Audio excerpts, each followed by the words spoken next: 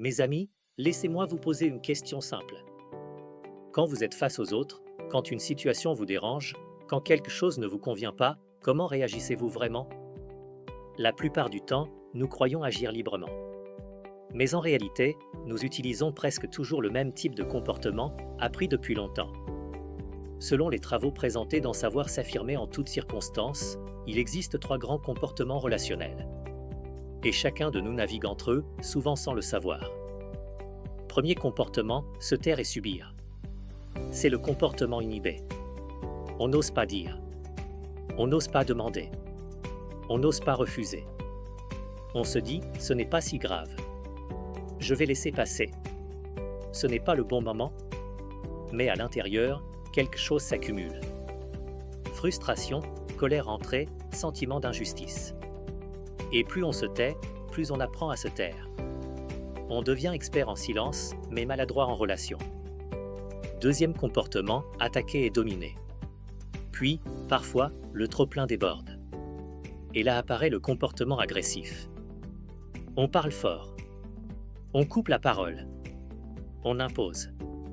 On blesse parfois. Ce comportement donne une illusion de force. Mais il a un prix élevé.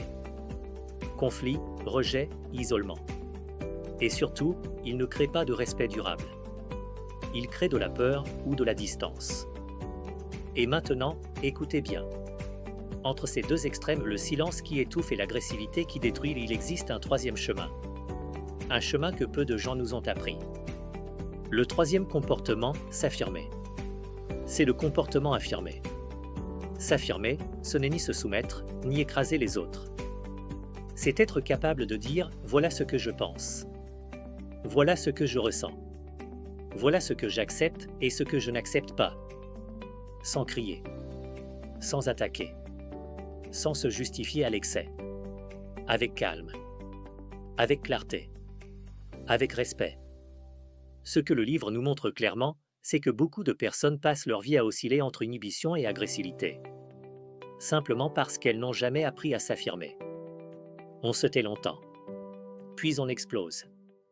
Puis on culpabilise. Puis on se tait à nouveau. Un cercle épuisant. Mais comprenez ceci, l'affirmation de soi n'est pas une question de personnalité. Ce n'est pas réservé aux extravertis. Ce n'est pas un luxe. C'est une compétence relationnelle essentielle. Et comme toute compétence, elle s'apprend, elle se travaille, elle se renforce. S'affirmer, ce n'est pas chercher à avoir raison. C'est chercher à être juste avec soi-même.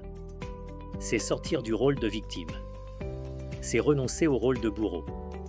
C'est entrer dans une relation d'égal à égal. Ni se taire, ni écraser, mais s'affirmer. C'est là que commence le respect véritable. Et c'est là que commencent les relations saines.